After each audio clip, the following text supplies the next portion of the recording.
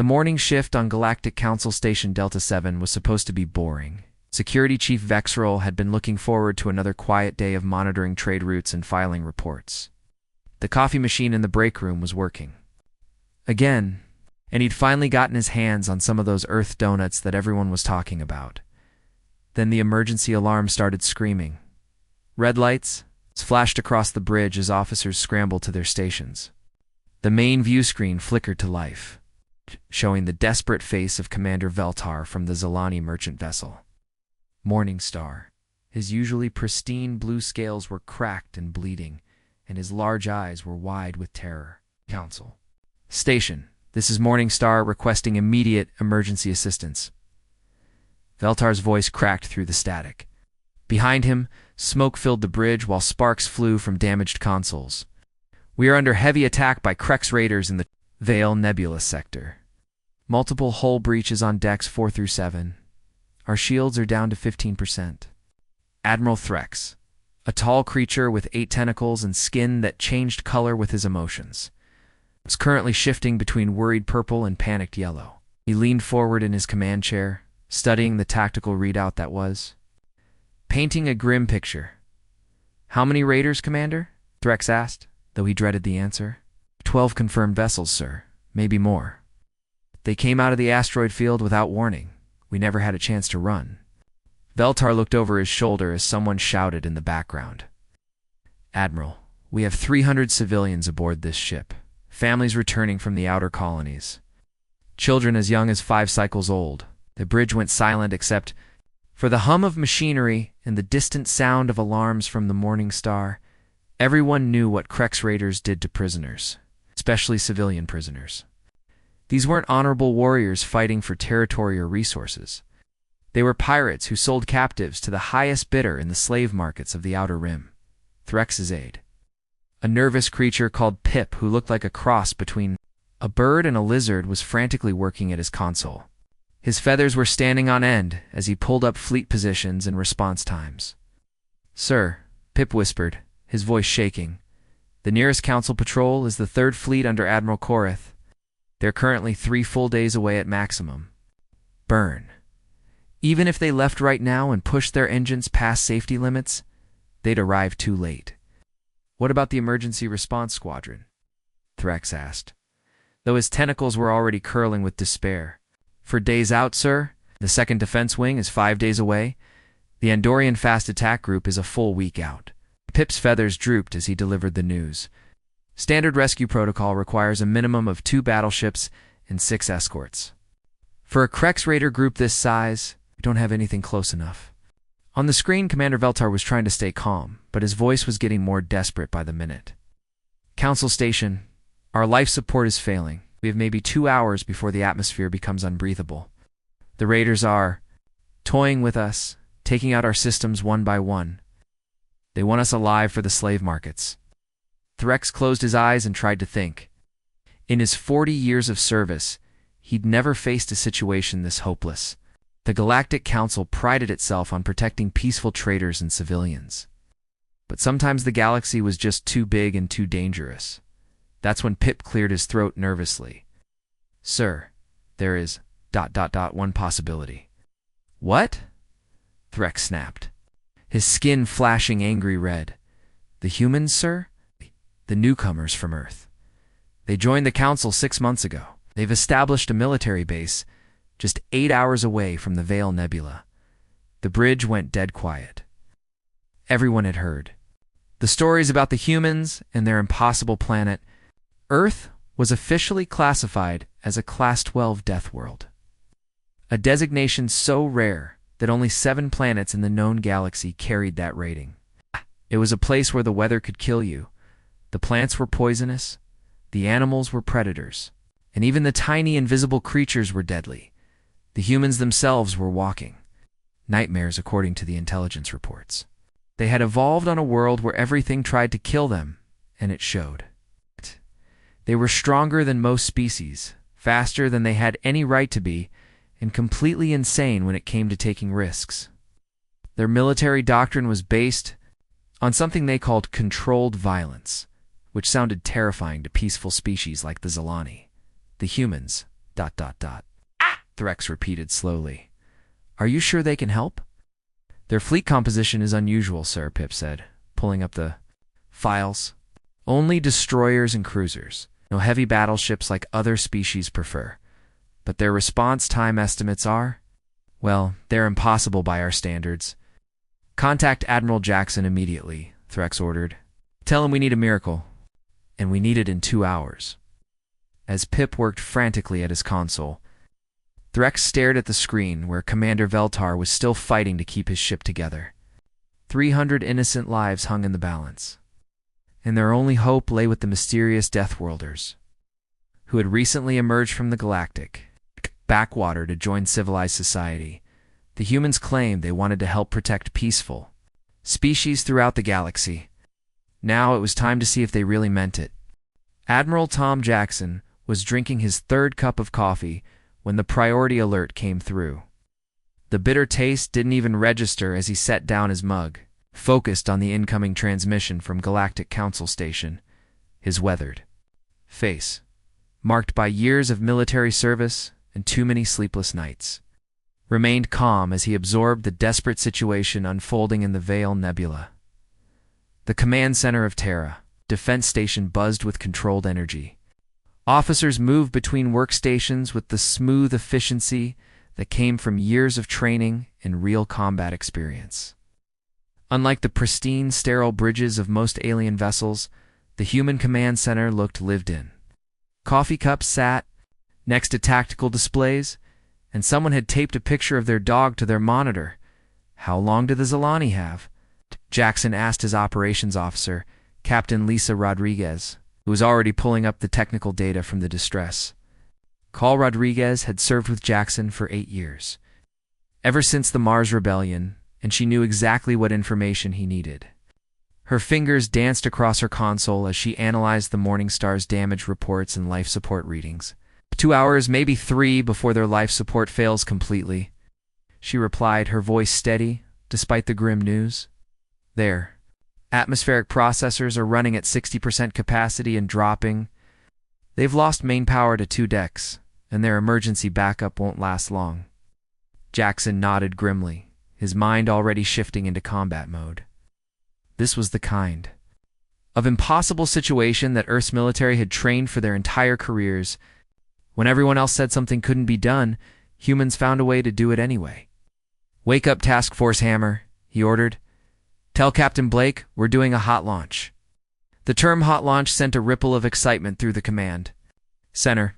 It meant no preparation time, no careful system checks, no waiting for optimal conditions. It meant crews would be running to their ships while the engines were already warming up. Launching the moment everyone was aboard, Lieutenant Dave Wilson. Fresh out of the academy, but already showing the stubborn streak that marked all human. Officers looked up from his navigation console with concern written across his young face. Sir Wilson said carefully, the Veil Nebula is 18 lighters out. Even at maximum burn, our fastest ships would need Lieutenant. Jackson interrupted, and there was something in his voice that made everyone in the command center pay attention. It was the tone of a man who had seen impossible odds before, and found a way to beat them. We're not maximum burning anywhere. We're going to show these Krex Raiders exactly why Earth breeds warriors. He turned back to Rodriguez, who was already anticipating his next question. How many ships can we get space-worthy in 30 minutes? Rodriguez was scrolling through the readiness reports, her trained eye quickly sorting through maintenance schedules and crew rotations. Task Force Hammer was the pride of Terra Defense Station. 8 destroyers crewed by the best officers. Earth had to offer 8 destroyers, sir. All with full crews, she reported. The Thunderbolt, Lightning Strike, Iron Fist, Storm Rider, Nighthawk, Starcrusher, Devil Dog, and Valkyrie. Captain Blake's ship, the Thunderbolt, can be ready in 20 minutes. The others will follow within the half-hour window. Make it happen, Jackson ordered. Tell Captain Blake this is a live-fire exercise. The phrase live-fire exercise was a human military code that meant this wasn't a drill, wasn't a training mission, and wasn't a diplomatic show of force. It meant they were going into combat with the full intention of destroying their enemies completely and utterly. Rodriguez was already on the CUM system, her voice carrying the authority of someone who had earned her rank through years of difficult decisions. All hands, this is Operations Command. Task Force Hammer, prepare for immediate hot launch. This is not a drill. Repeat, this is not a drill. Captain Blake to the bridge of Thunderbolt. All destroyer crews to their vessels immediately. Throughout the station, alarm klaxons began sounding as hundreds of personnel moved with practiced urgency. In the crew quarters, officers who had been sleeping, eating, or relaxing dropped everything and ran for their ships. The hangar bays, filled with the sound of running feet and shouted orders as ground crews worked frantically to complete final system checks. The human destroyers weren't like the massive, heavily armored battleships preferred by other species. They were smaller, faster, and designed around a completely different philosophy of warfare, where alien ships relied on thick armor and powerful shields to survive in battle. Human vessels were built for speed, maneuverability, and overwhelming firepower delivered at close range within 28 minutes, 2 minutes. Ahead of schedule, 8 human destroyers launched from Terra Defense Station. Their fusion drives roared to life, pushing acceleration levels that would literally crush the internal organs of most alien species. The G-forces that human crews considered normal would hospitalize a Zilani officer and kill most Council species. Outright, Captain Blake's crew, all veterans of Earth's various conflicts, settled into their crash couches with the grim satisfaction of professionals heading into a fight they knew they could win. These weren't untested rookies or parade ground soldiers. They were men and women who had learned their trade in the asteroid mining wars, the colonial rebellions, and the pirate conflicts that had shaped human military doctrine. As the 8 destroyers accelerated past the safety limits recommended by Galactic Council guidelines, their crews prepared for something that would become legend throughout known space the first time. Earth's children would show the galaxy exactly what it meant to be warriors from a death world. Captain Mike Blake felt the familiar sensation of his stomach dropping as Task Force Hammer burst out of hyperspace in a brilliant flash of blue light. Ow. The transition from the swirling chaos of faster-than-light travel to normal space always took a moment to adjust to, but Blake's experienced crew was already at their stations, fingers hovering over weapon controls. What appeared on the main tactical display made Blake's jaw tighten with controlled anger. The Zilani merchant vessel Morning Star hung in space like a broken bird, its hull torn open in multiple places. Atmosphere was venting from the breaches in thin streams of frozen gas that sparkled in the light of the nearby star. Emergency lights flickered weakly along the ship's hull. Blake could see that entire sections had gone dark. Surrounding the crippled vessel like a pack of hungry wolves were 12 Krex Raider ships. These weren't the sleek, elegant vessels of civilized species. Krex Raiders were ugly, brutal ships designed for one purpose: taking what they wanted by force. Their hulls were covered in weapon pods, grappling hooks, and the kind of boarding equipment that spoke of violence and cruelty. The Raiders had positioned themselves in a perfect hunting formation, the larger battle cruisers hanging back, while smaller attack ships darted in to deliver precise strikes to the Morning Star's remaining systems.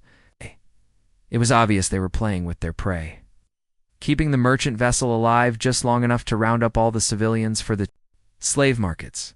Lieutenant Commander Jenny Phillips, Blake's tactical officer, was already analyzing the enemy formation. Her voice was steady as she delivered her report, but Blake could hear the underlying tension. 12 confirmed hostiles, Captain. 4 heavy cruisers, 6 medium attack ships, and 2 fast corvettes. They're running standard Krex Raider configuration. Heavy on weapons, light on armor. Blake nodded, studying the display.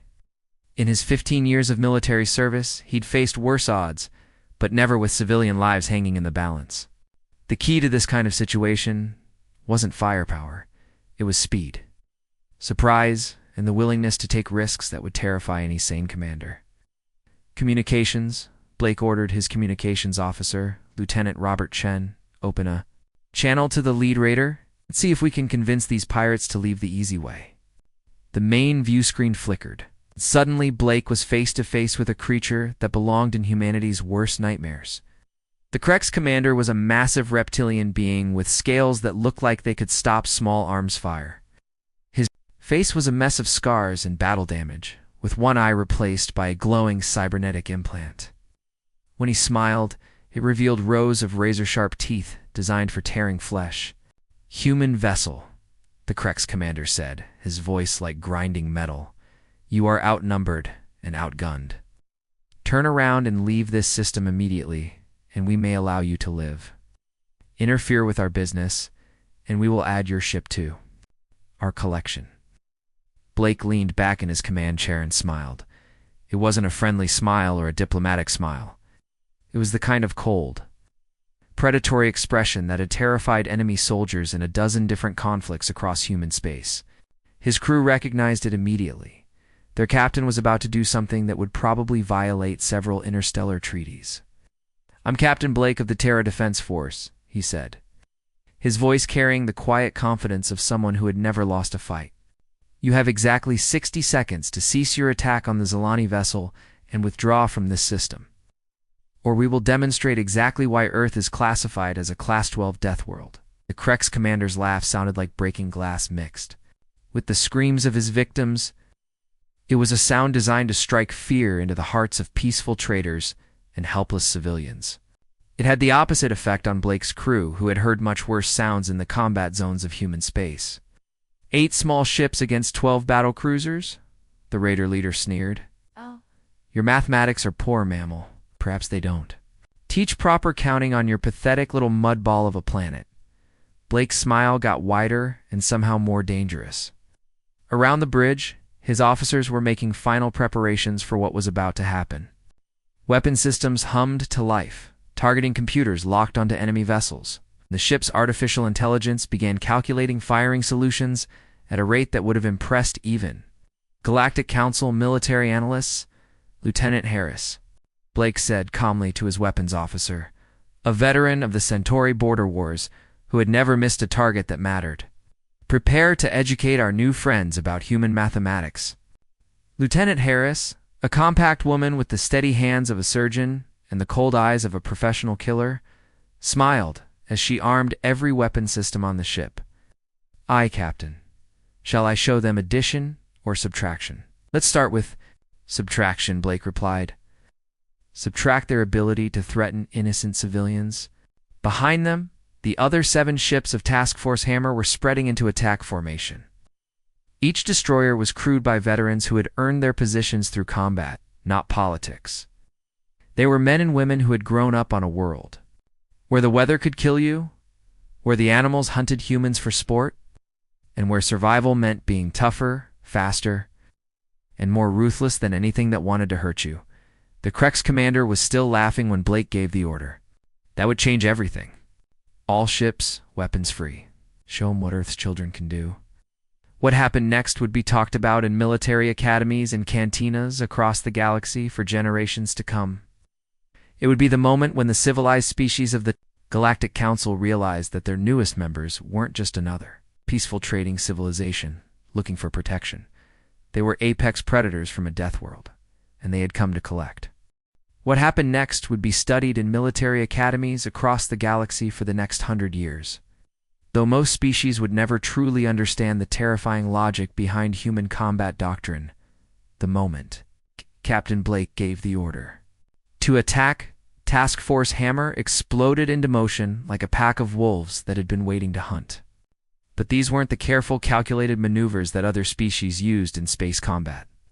The human ships moved like living predators, each destroyer following instincts that had been programmed into their crews during countless battles in the harshest conditions imaginable. Commander Rachel Thompson, captain of the destroyer Relentless, was the first to show the Krex Raiders what Earthborn tactical thinking looked like. Instead of engaging the enemy ships directly, she dove straight into the asteroid field that bordered the combat zone.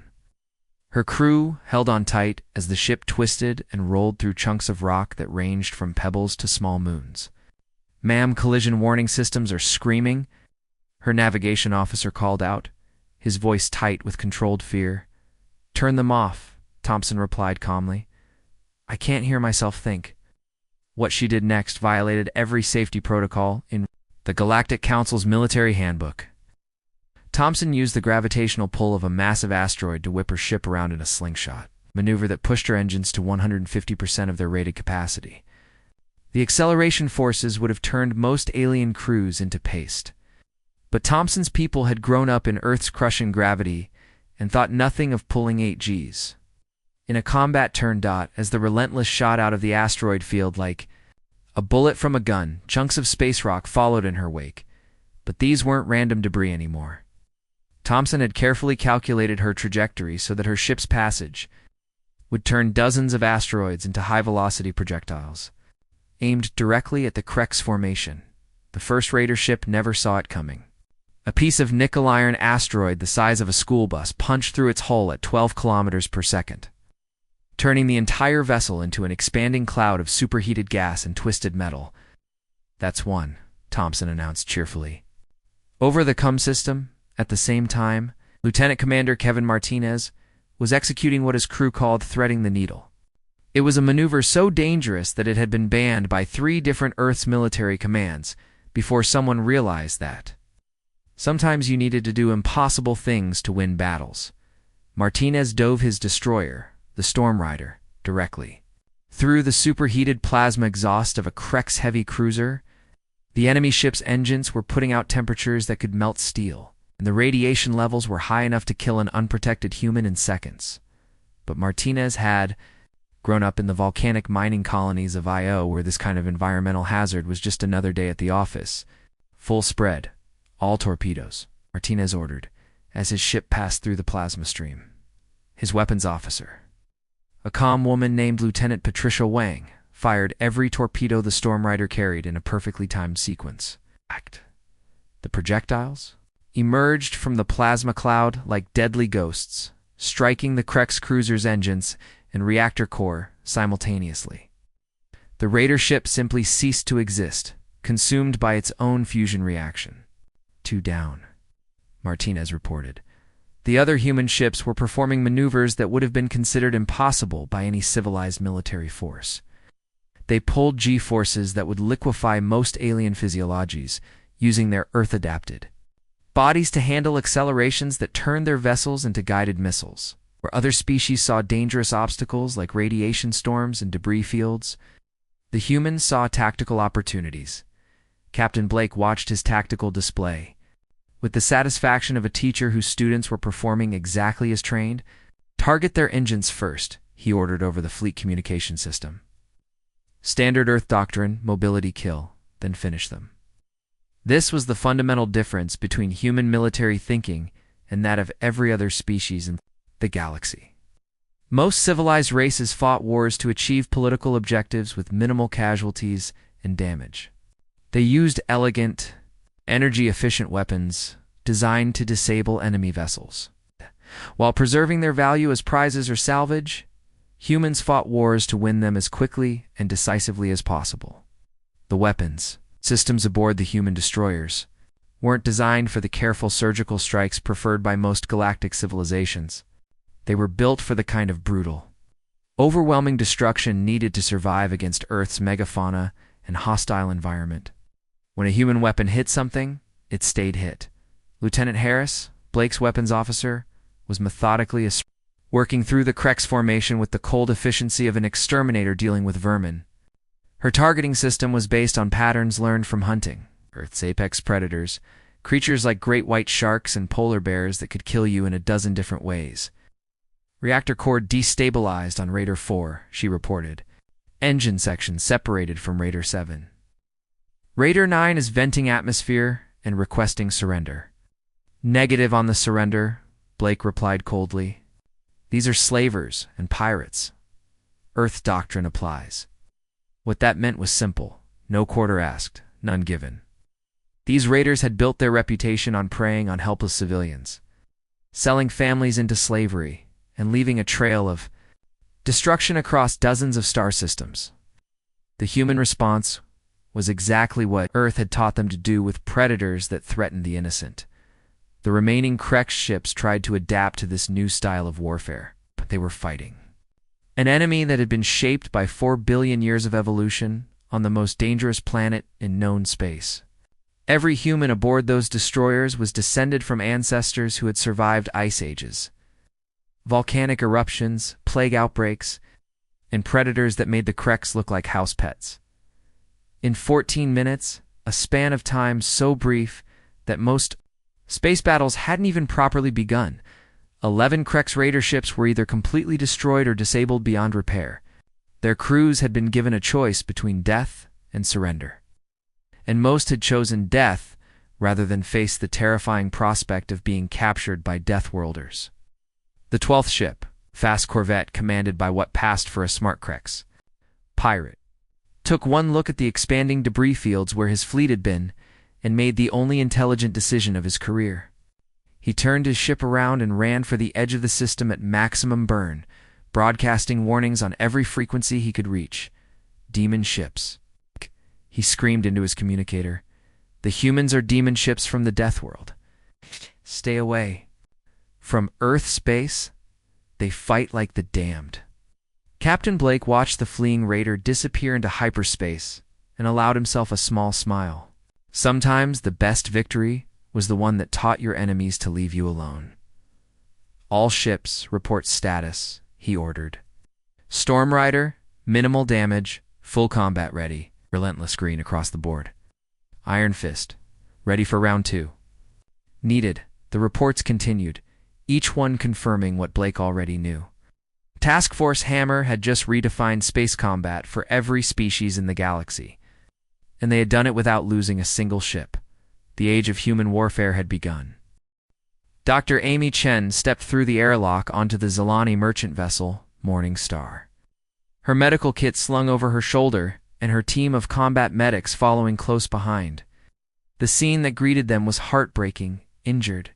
Civilians huddled in the corridors, their blue-scaled faces pale with shock and pain. The air was thick with smoke and the metallic smell of blood. But Chen had seen worse, much worse. She had served 3 tours in the disaster zones of Earth, the volcano rescue operations on Mount Kilauea, the hurricane aftermath in the Caribbean, colonies, and the earthquake relief efforts in the Pacific Ring settlements. Compared to pulling survivors from the rubble of a collapsed arcology while toxic gases filled the air, treating radiation poisoning aboard a damaged spaceship was almost routine. Triage stations here and here, she ordered her team, pointing. 2 to clear areas in the main corridor. Anyone with severe radiation exposure gets priority treatment. Walking wounded to the secondary stations. Her medical team moved with the smooth efficiency of professionals who had trained for exactly this situation. They carried equipment specifically designed for the kind of injuries that happened when civilized beings encountered the harsh realities of space combat, radiation detectors, atmospheric scrubbers, emergency surgical kits, and medicines that could counteract a dozen different types of poisoning. Commander Veltar, the Zilani captain, watched in amazement as the human medical team worked. His youngest crew member, a barely adult Zilani named Kickstar, who worked in the engine room, had been caught in a radiation burst when the raiders damaged their reactor shielding. By Zilani medical standards, the young engineer was dying. Chen took one look at the radiation readings, pulled out a device that looked like a cross between a scanner and a ray gun, and began treatment immediately. Her movements were calm and precise as she administered medications that most species would consider experimental, using techniques that pushed the boundaries of what galactic medicine considered safe. Your people, Veltar, whispered as Chen worked to stabilize his crew member. They fight like forces of nature, and now they heal with the same terrifying efficiency. Chen glanced up from her patient, noting that the young Zilani's vital signs were already improving. The radiation treatments that human medicine had developed were based on dealing with the kind of environmental hazards that Earth threw at its children every day. Solar radiation storms, volcanic ash clouds, and contaminated zones that would kill most species in minutes. We had good teachers, Chen replied simply, checking her patient's readings one more time before moving to the next injured civilian. Earth doesn't coddle its children. You learn to deal with what tries to kill you, or you don't survive too. Pass on your genes. It was a casual statement, delivered in the matter-of-fact tone that humans used when talking about their homeworld. But to Commander Veltar, It was a glimpse into something that defied his understanding of how life was supposed to work. The idea that an entire species could be shaped by constant mortal danger was both fascinating and terrifying. Across the galaxy, news of the rescue operation was spreading through official diplomatic channels, military communication networks, and the unofficial gossip systems that connected every spacer bar and trading post from the core worlds to the outer rim territories. The basic facts were simple enough. A Zalani merchant vessel had been attacked by Krex raiders. The Galactic Council had been too far away to help, and the humans had responded with impossible speed and overwhelming force. But it was the details that made the story legendary. 8 human ships had covered 18 light hours in less than 3 hours, a feat of engineering and endurance that most species considered physically impossible. They had engaged 12 enemy vessels in combat and won decisively, losing not a single ship and suffering 0 casualties. The battle had lasted 14 minutes from first shot to final surrender. Admiral Jackson's after-action report filed with Galactic Council Military Command was a masterpiece of understated professionalism. Task Force Hammer responded to distress call from Zalani merchant vessel. Morning Star. 12 Krex Raider vessels engaged and neutralized. Civilian casualties, 0. Military casualties, 0. Mission time. 4 hours, 37 minutes from initial alert to return to base.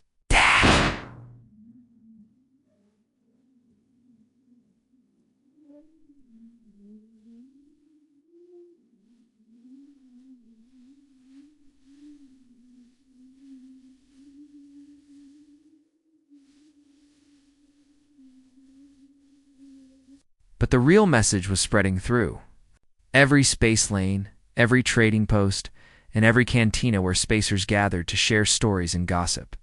Earth's children had arrived on the galactic scene. They were everything the wild stories claimed and more.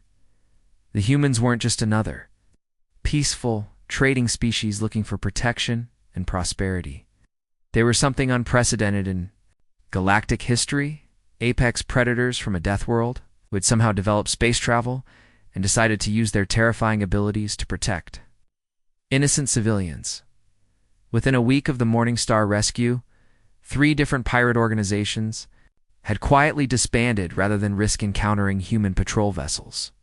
The Krex Dominion, which had terrorized merchant shipping for decades, suddenly found their recruitment efforts failing as word spread about the demon ships from the Death World. But the most significant change was among the peaceful species themselves.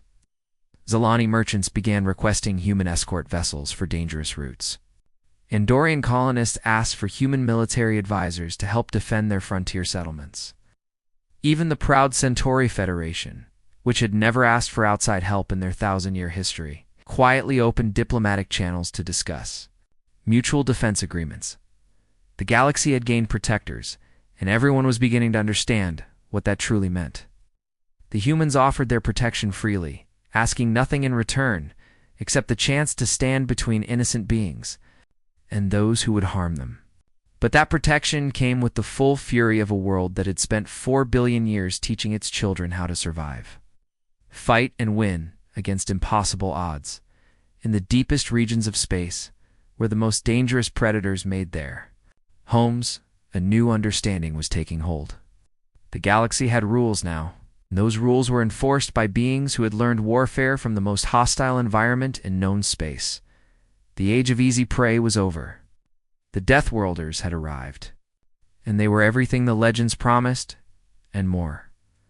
Earth's children had come to the galaxy, and nothing would ever be the same.